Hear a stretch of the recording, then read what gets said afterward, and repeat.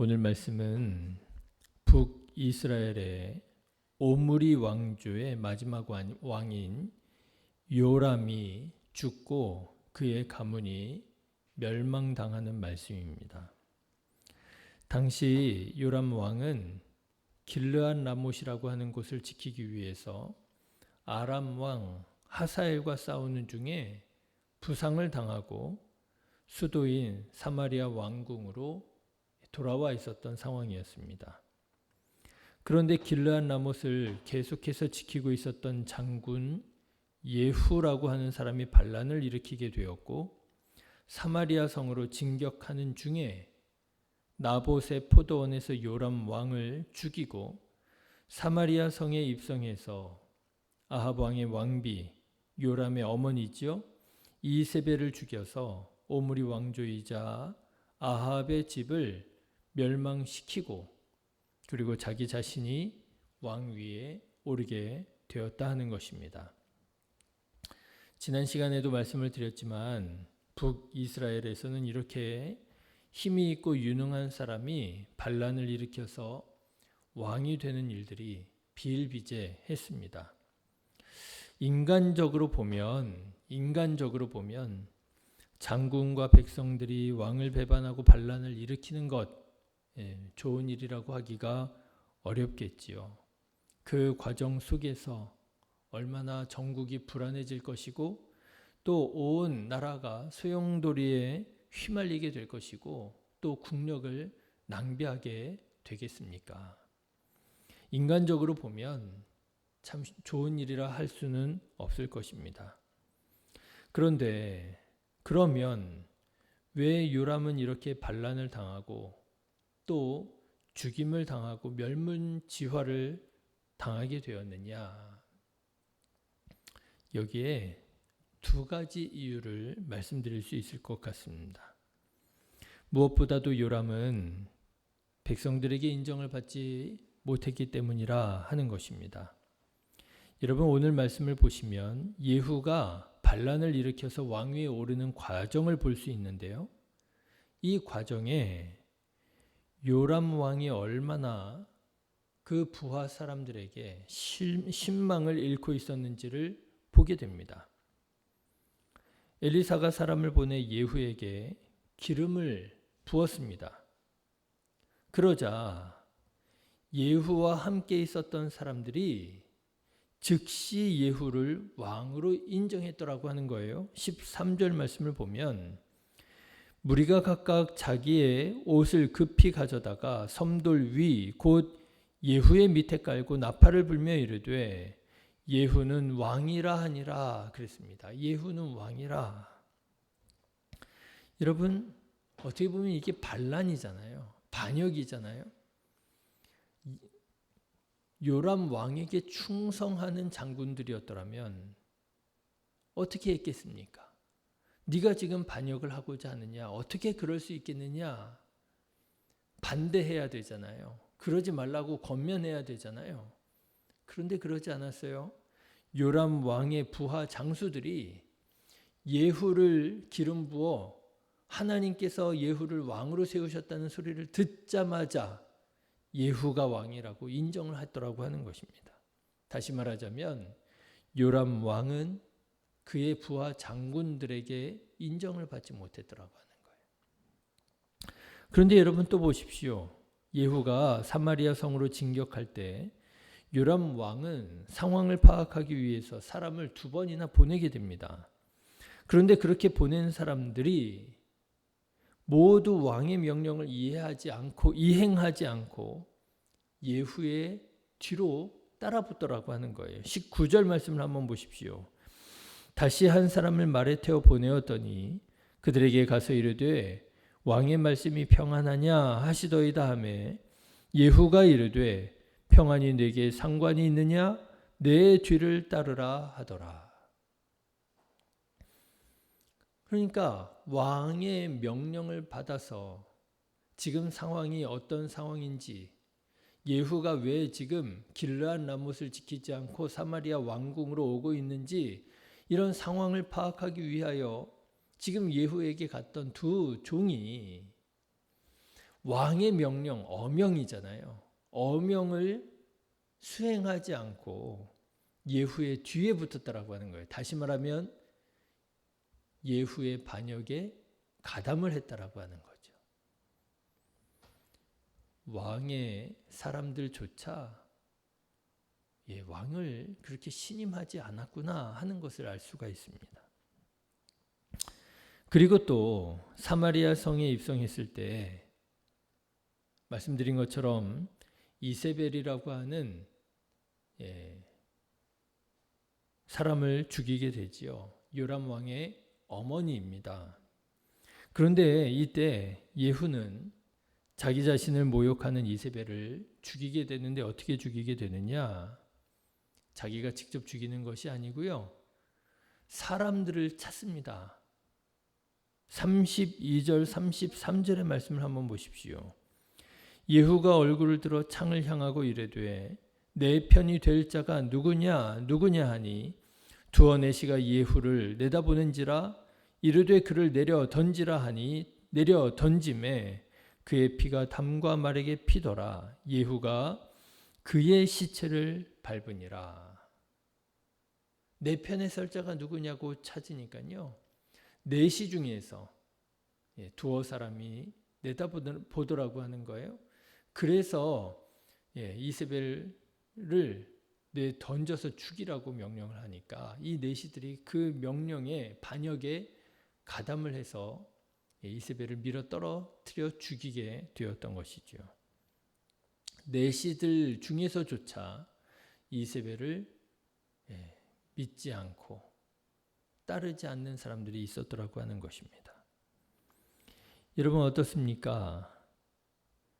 본래 요람 왕을 따라야 할 사람들이, 장군들이, 정찰병들이, 내시들이 왕을 따르지 않고 반란을 일으킨 예후의 편에 서는 것을 보게 됩니다.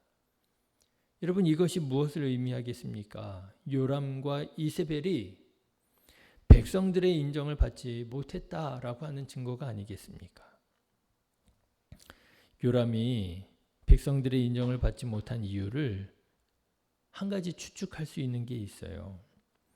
말씀드린 것처럼 지금 요람은 길르앗 라못을 지키기 위해서 전쟁을 치르다가 부상을 입고 사마리아 성에서 요양을 하고 있었던 중이었다 했습니다. 그런데 오늘 말씀을 보면 요람의 부상이 딱히 그렇게 큰 부상은 아니었나 보다 이렇게 생각할 수가 있어요.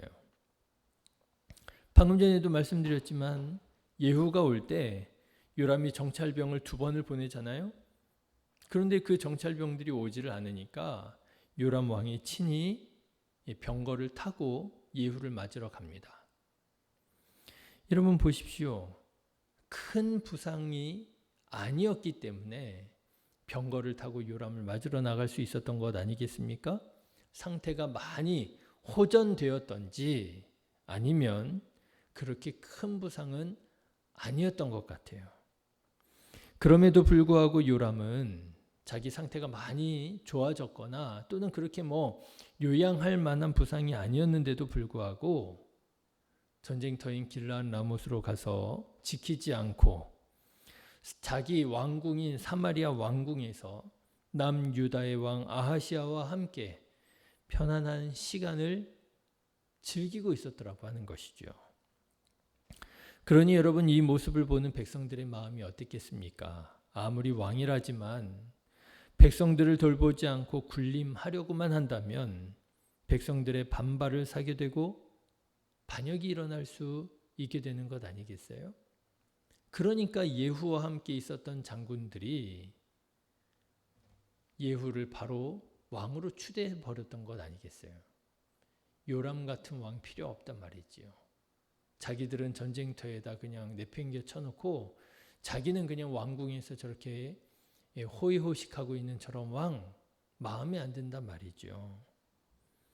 사랑하는 신의 교회 성도 여러분, 사람들과의 관계 중요합니다. 사람들의 평가를, 사람들의 인정을 받는 것 중요합니다.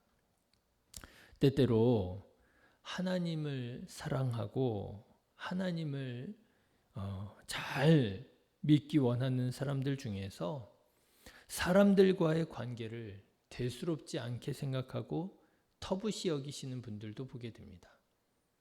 뭐 사람들과의 관계 그거 뭐 중요하냐고. 하나님과의 관계가 중요하지. 맞습니다. 하나님과의 관계가 중요합니다. 그런데요, 이거 아셔야 됩니다. 하나님과의 관계를 잘 하는 사람은요, 사람들과의 관계도 잘하려고 노력을 합니다. 예수님께서 말씀하시잖아요. 서로 사랑하라고. 서로 사랑하면 어떻다고요? 사람들이 너희가 내 제자인 줄 알 것이라고. 우리가 서로 사랑할 때 우리가 예수님의 제자인 것을 사람들이 알게 되리라고 하는 것입니다. 사람들과의 관계 중요합니다. 저는 바라기는 우리 신의교회 성도님들이 주변에 있는 사람들과의 관계가 정말 행복한 관계가 되기를 간절히 바랍니다. 혼자 있는 거 좋지 않아요.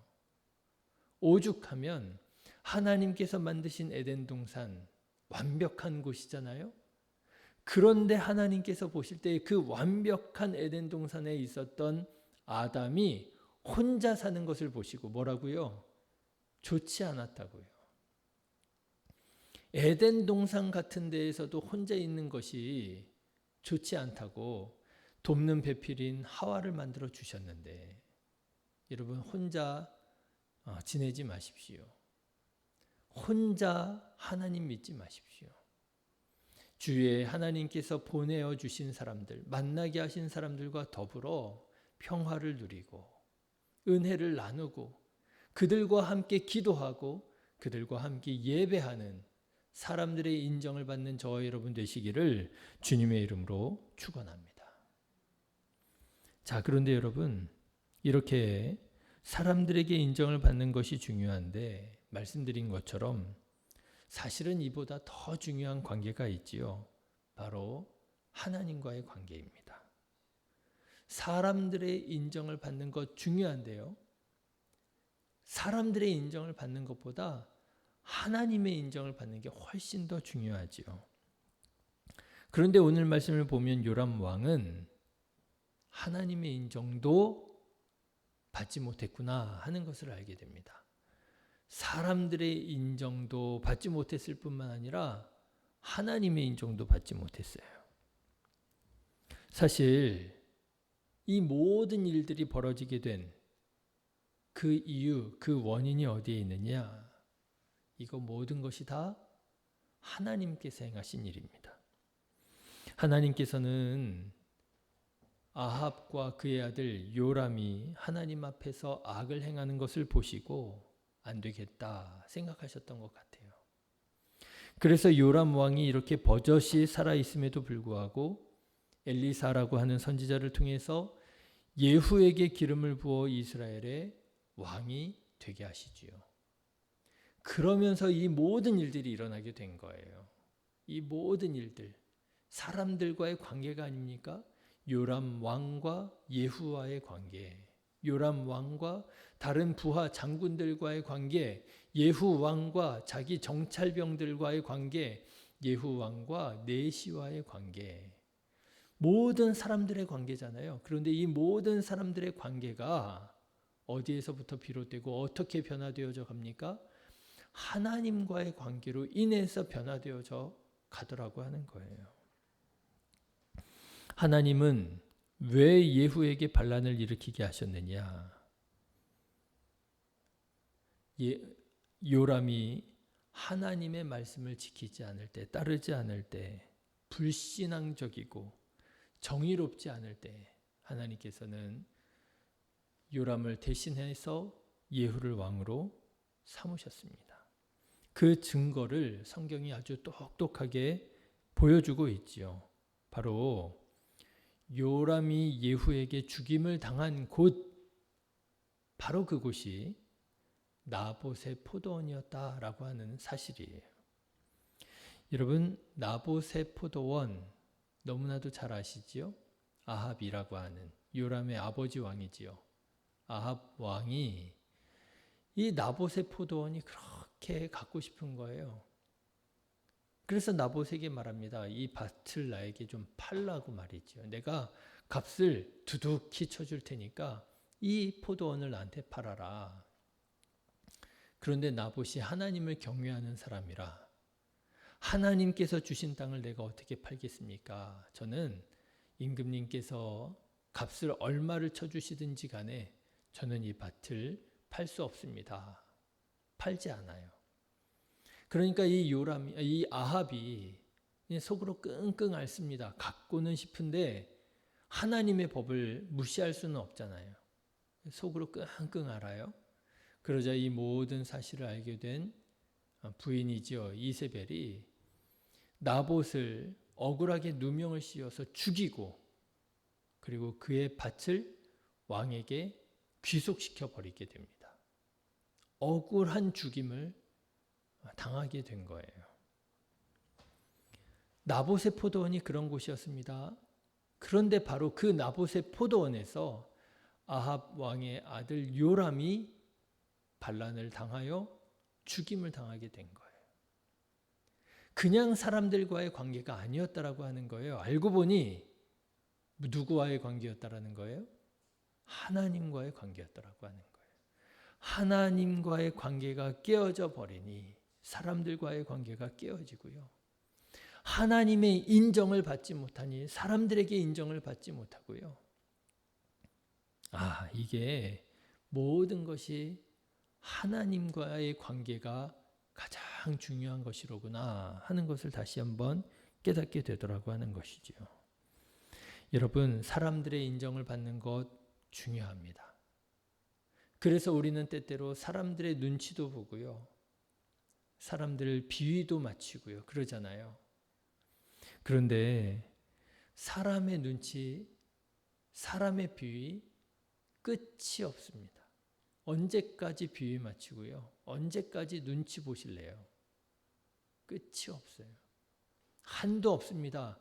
비위 맞춰주면 더 요구합니다. 눈치 보면 더 눈치 봐야 돼요. 사람들의 인정을 받기 위해서 사람들을 쫓아가는 것이 아니라 사람들의 인정을 받기 위해서 어떻게 해야 됩니까? 우리는 하나님과의 관계에 더 집중해야 되는 거예요. 하나님과의 관계를 집중하고 하나님의 인정을 받기를 원할 때 우리는 사람들의 인정도 받게 되는 것이지요. 그래, 내가 너는 인정해 줄게. 너는 하나님 믿는 사람 맞아. 저 그런 사람들도 몇 번 만나봤어요. 하나님 믿는 사람들, 교회 다니는 사람들, 그 사람들 별거 아니더라고. 할 거 다 하고 놀 거 다 하고 뭐 교회 다니는 사람이냐고. 그런데 내가 너는 인정해 줄게. 너는 하나님 믿는 사람 맞아. 그러더라고요. 사랑하는 신의 교회 성도 여러분, 사람들의 인정을 받고 사람들과 더불어 행복하게 사시기를 주님의 이름으로 축원합니다. 그런데요, 그러기 위해서라도 하나님을 바라보십시오. 하나님을 열망하고 추구하십시오. 하나님과의 관계에 집중하십시오. 하나님의 인정과 사랑을 받으십시오. 그러면 하나님의 인정을 받을 뿐만 아니라 사람들의 인정까지도 받게 되어지는 은혜가 있게 될 줄로 믿습니다. 오늘도 그렇게 복되게 살아가시는 복된 한 날 되시기를 주님의 이름으로 축원합니다. 기도하겠습니다.